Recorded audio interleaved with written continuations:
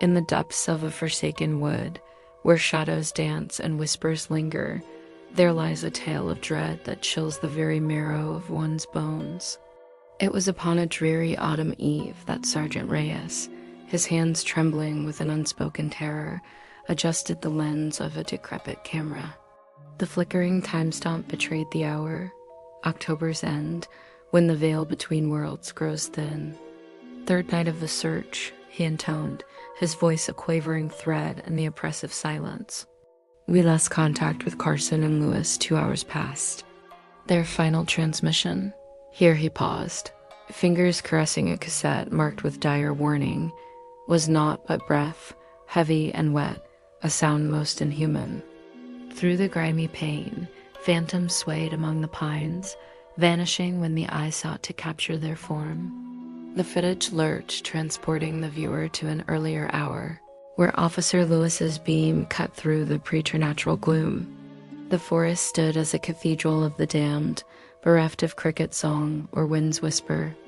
In the sickly glow of infrared, unholy sights revealed themselves, handprints upon bark, impossibly high, effigies of twigs adorned with tattered vestments of the lost, and a grotesque altar of bleached bone, arranged with a precision to mock the divine. "Temperature plummets," Lewis whispered, his words a vapor in the chill. "Carson, do your eyes perceive this abomination?" Behind Carson's rigid form, a specter flitted, gaunt and elongated, a nightmare given fleeting substance. The radio crackled to life, and from its depths emerged a child's voice, sweet and terrible. "Come play with us," Lewis whirled, his light capturing a porcelain visage peering from behind gnarled wood. In an eye blink, the doll advanced, its lifeless mouth moving in grotesque mimicry of speech. "We must retreat," Carson uttered, a sudden calm belying the horror that surrounded them. The forest answered with 3 sharp cracks, forming an unholy triangle. Something heavy descended from above, dark ichor seeping through autumn's dying leaves.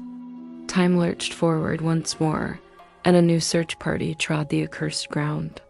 Officer Darnell's fingers traced deep gouges in bark, claw marks that began where a man's reach ended and ascended beyond mortal ken. Their path, a perfect circle etched upon a map that should not be. "Command," Darnell's voice wavered. "These trees, they were not here when last the sun graced this cursed land." Through tendrils of mist, the ranger station emerged, half consumed by pulsating vines that seemed to breathe with malevolent life. Within its maw, a tape played on endless loop, showing their own doomed expedition. Ray's logbook lay open, its pages filled with a maddening refrain. "The woods are growing." The radio sputtered, and Lewis's voice, though he had been lost to the forest's embrace for days, whispered a final warning. "Turn around." Darnell's gaze lifted, and the camera captured a sight to shatter sanity. Pale faces peered from every trunk, Carson among them, his jaw unhinged in a silent scream. And there, towering above all, a figure reached with impossibly long fingers toward the lens. As the final frames flickered, the station's security footage revealed a transformation most foul. With each passing moment, reality warped, from mundane emptiness to walls writhing with veins, to a creature wearing Lewis's skin like an ill-fitting suit, crawling upon the ceiling with unnatural grace.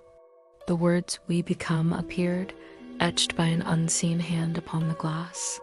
In a puddle's reflection, the lost hikers stood around their campfire, but their visages were not their own.